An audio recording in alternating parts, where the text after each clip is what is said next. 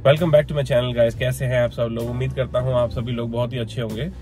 तो दोस्तों, आज के इस वीडियो में हम बात करने वाले हैं कि क्या आपको अपनी कार में सीएनजी लगवानी चाहिए या सीएनजी नहीं लगवानी चाहिए, सीएनजी के क्या क्या एडवांटेजेस हैं और उसके क्या क्या डिसएडवांटेजेस हैं, ये सभी कुछ हम इस वीडियो में डिस्कस करने वाले हैं। और अगर आप इस चैनल पे नए हैं तो दोस्तों 1 मिनट लगा करके आप इस चैनल को प्लीज सब्सक्राइब कीजिए, इससे मुझे बहुत ही ज्यादा मोटिवेशन मिलता है। और बने रहिए इस वीडियो में, अंत तक देखिए, आपको बहुत सी ऐसी इन्फॉर्मेटिव चीजें मिलने वाली हैं जो कि आपको शायद हेल्प कर सके, तो वीडियो को अंत तक जरूर देखें। तो दोस्तों, जब भी आप अपनी गाड़ी में सीएनजी लगवाने की बात करते हैं तो उसके बारे में बहुत सारे मिसकंसेप्शंस हैं कि जब भी आप गाड़ी में सीएनजी लगवाएंगे तो ये प्रॉब्लम आ जाएगी, वो प्रॉब्लम आ जाएगी। लेकिन हम इस वीडियो में पूरी डिटेल में बात करते हैं कि आपको क्या क्या इसके फायदे मिलेंगे और क्या क्या इसके नुकसान है। तो जो पहला फायदा आपको सीएनजी लगवाने का मिलता है वो है आपकी गाड़ी की माइलेज। तो जब भी आप अपनी गाड़ी में सीएनजी लगवाते हैं तो आपकी गाड़ी की माइलेज जो है वो बहुत ज्यादा बढ़ जाती है in comparison to any other fuel like petrol और डीजल।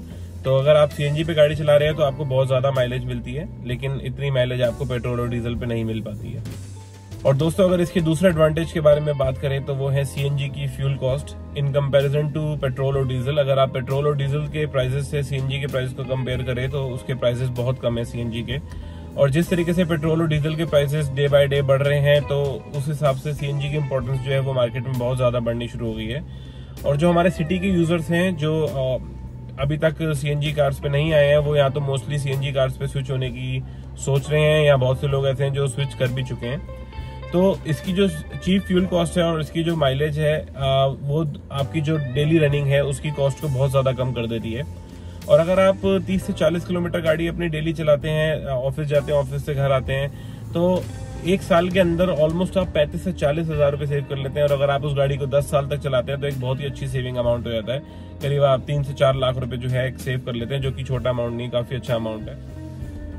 और दोस्तों, जो अगला बेनिफिट आपको सीएनजी इंस्टॉल करवाने का मिलता है वो ये होता है कि आपका गाड़ी का जो इंजन है वो काफी हद तक स्मूथ हो जाता है। तो देखा गया है कि जो आपकी पेट्रोल गाड़ी का इंजन था वो वाइब्रेशन करता था, और उसके अलावा वो वाइब्रेशन इतनी होती है कि कई बारी कैबिन तक आ जाती हैं। लेकिन देखा गया है कि सीएनजी लगवाने के बाद आपकी गाड़ी का जो इंजन है वो बहुत हद तक स्मूथ हो जाता है।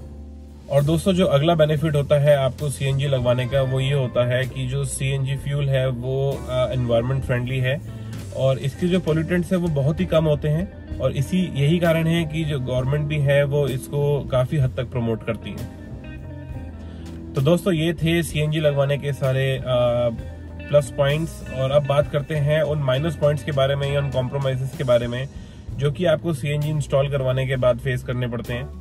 तो दोस्तों, जो इसका पहला नेगेटिव पॉइंट आता है वो है इसकी इंस्टॉलेशन कॉस्ट। अगर आप अपनी गाड़ी में सीएनजी लगवाते हैं तो ये कुछ 4-5 हजार रुपए में नहीं लगने वाली। ये आप जब भी सीएनजी लगवाएंगे तो कम से कम 35 से 40 हजार रुपए आपके लगने वाले हैं। और अगर आप डायरेक्ट कंपनी से जाके सीएनजी लगवाते हैं तो इससे ज्यादा भी कॉस्टिंग आती है, करीब 60 से 70 हजार भी ले लेते हैं वो। और लेकिन अगर आप अपनी गाड़ी जो है 35 से 40 किलोमीटर डेली चलाते हैं तो आप ये मान के चलिए कि आप 1 साल के अंदर जो आपकी सीएनजी की इंस्टॉलेशन कॉस्ट है वो आप बाहर निकाल लेंगे। तो एक तरीके से देखा जाए तो ये नेगेटिव पॉइंट जो है ये इतना ज्यादा भी नहीं है, क्योंकि ये 1 साल के अंदर ही आपकी कॉस्टिंग जो है वो बाहर आ जाएगी।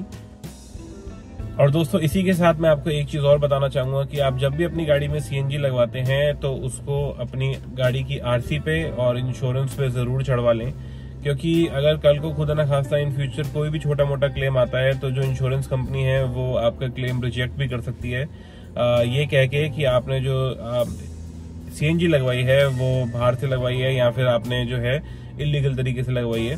तो आपका क्लेम जो है वो रिजेक्ट भी हो सकता है, क्योंकि उनको वैसे भी कोई ना कोई बहाना चाहिए होता है क्लेम रिजेक्ट करने के लिए।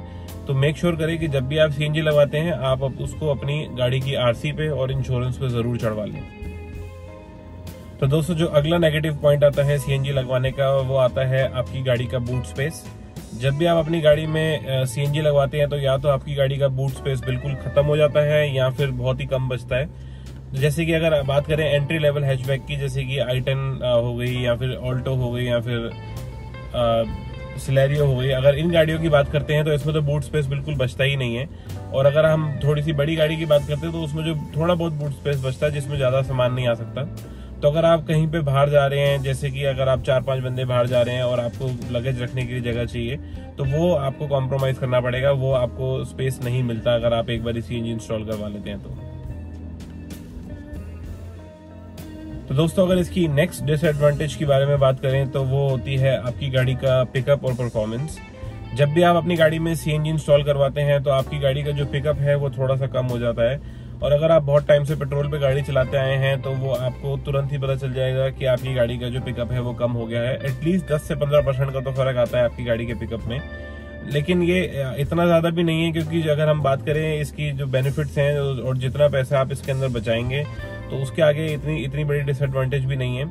और अगर आप मतलब नॉर्मली गाड़ी चलाते हैं तो over a period of time आपको ये नॉर्मल लगने लग जाएगा, और अगर आप नए ड्राइवर है तो आपको इतना कुछ पता भी नहीं चलेगा कि इसके अंदर पिकअप में फर्क आ रहा है। तो बेसिकली इसकी जो पिकअप है वो 10 से 15% तो कम से कम आपकी जो है वो कम हो जाएगी जब आप सीएनजी इंस्टॉल करवाते हैं। तो दोस्तों जो नेक्स्ट चीज आती है वो आती है आपकी गाड़ी के इंजन का वेयर एंड टियर। इस बारे में बहुत सारी मिसकंसेप्शंस हैं कि अगर आप अपनी गाड़ी में सीएनजी लगवाएंगे तो ये हो जाएगा और ऐसा हो जाएगा, और आपको बहुत सारे लोग इस बारे में मिस गाइड भी करेंगे।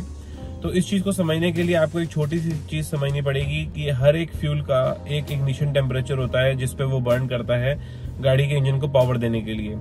तो जो सीएनजी का इग्निशन टेम्परेचर होता है वो इन कंपेरिजन टू पेट्रोल बहुत ज्यादा होता है। तो जब भी आपकी गाड़ी में सीएनजी इंस्टॉल होती है तो जो इंजन को जो इग्निशन जो होता है फ्यूल का वो बहुत ही हाई टेम्परेचर पे होता है पावर देने के लिए, तो जिसकी वजह से वेयर एंड टेयर के चांसेस जो है वो बढ़ जाते हैं। तो इसके अंदर आपको छोटी सी चीज जो करनी है वो ये करनी है कि अगर आप अपनी गाड़ी की सर्विस जो है वो 10,000 किलोमीटर पे करवाते हैं, अगर आप पेट्रोल पे चलाते हैं, तो सीएनजी लगवाने के बाद कोशिश कीजिए कि उसको 8,000 किलोमीटर पे या 9,000 किलोमीटर पे ही करवा दें।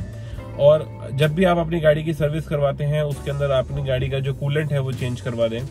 और उसके अलावा इन बिटवीन 2 सर्विसेज आप अपनी गाड़ी का जो एयर फिल्टर है, सर्विस पे तो चेंज करवाइए ही, लेकिन जो सर्विस के बीच में भी अगर आप अपनी गाड़ी का जो एयर फिल्टर है उसको चेंज करवा दें, क्योंकि अगर आपकी गाड़ी का एयर फिल्टर साफ रहेगा तो उससे जो है आपकी जो गाड़ी है वो बहुत अच्छी चलने वाली। तो दोस्तों ये चीज आप अपने दिमाग से निकाल दें कि अगर आप अपनी गाड़ी सीएनजी पे चला रहे हैं तो 3-4 साल के बाद आपकी गाड़ी का इंजन जो है वो सीज हो जाएगा। ऐसा बिल्कुल भी नहीं है।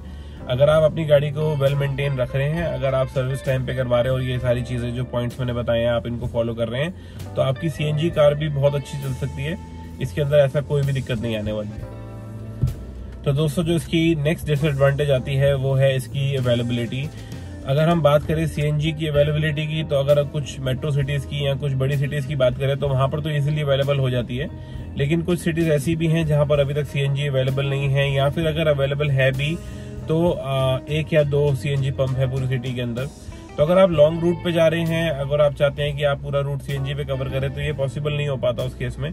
तो उसमें आपको 200-250 किलोमीटर का रेंज जो है वो तो सीएनजी पे मिल जाएगा, लेकिन उसके बाद इवेंचुअली आपको पेट्रोल पे शिफ्ट करना पड़ जाता है। और अगर आप किसी ऐसे सिटी में रहते हैं जहां पर सीएनजी पंप्स जो हैं वो बहुत ही कम है, तो वो थोड़ा सा हेक्टिक हो जाता है, क्योंकि उसके अंदर आपको बहुत लंबी लाइन में लगना पड़ता है सीएनजी भरवाने के लिए।